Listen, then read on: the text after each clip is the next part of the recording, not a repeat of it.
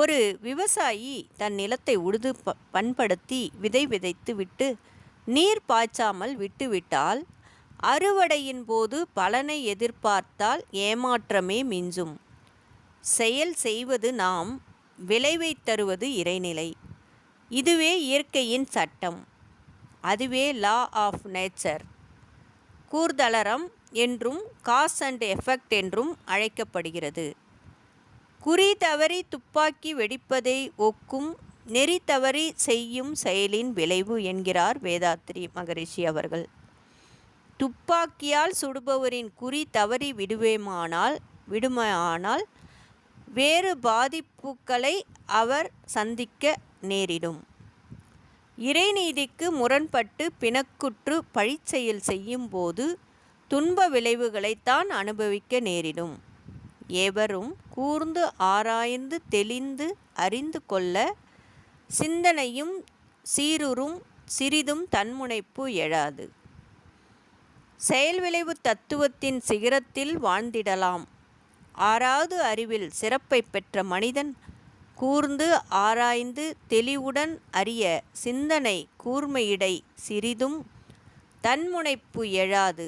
செயல் விளைவு தத்துவத்தில் சிகரத்தில் உயர்ந்து வாழ்ந்திடலாம் என்கிறார் அருள் தந்தை.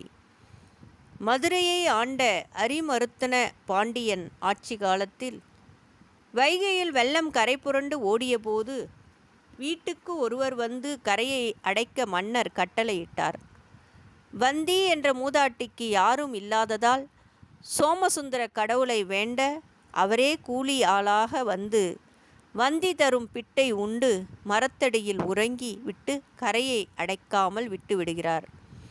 அரசர் வந்து பார்த்து வந்திக்குரிய கரை அடைக்கப்படாமல் இருப்பதை பார்த்து இறைவன் என்று அறியாமல் பிரம்பால் அடித்து விடுகிறார். இறைவன் மீது விழுந்த அடி அனைவரின் மீது விழ வந்தது. இறைவன் என உணர்கிறார் மன்னர். வினைக்கு ஏற்ற விளைவு நிச்சயம் என்பதை நாம் அறியலாம். வாழ்க்கையில் முன்னேற வேண்டுமானால் வளங்கள் பெருக வேண்டும். வாய்ப்பேச்சால் அவை பெருகாது.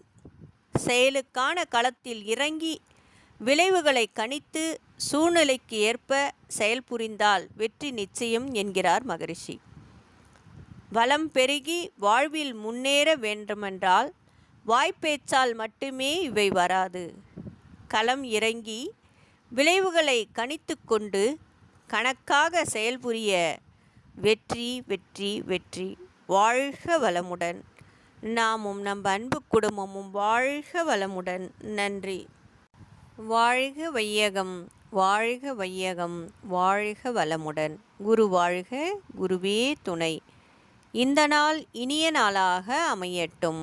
அதற்கு இறையருளும் குருவருளும் காப்பாகவும் துணையாகவும் அமையட்டும். வாழ்க வளமுடன். அனைத்து அன்பு உள்ளங்களுக்கும் காலை வணக்கம். சிந்தனை கருத்து. திருவண்ணாமலையிலிருந்து ஆனந்தி சரவணன்.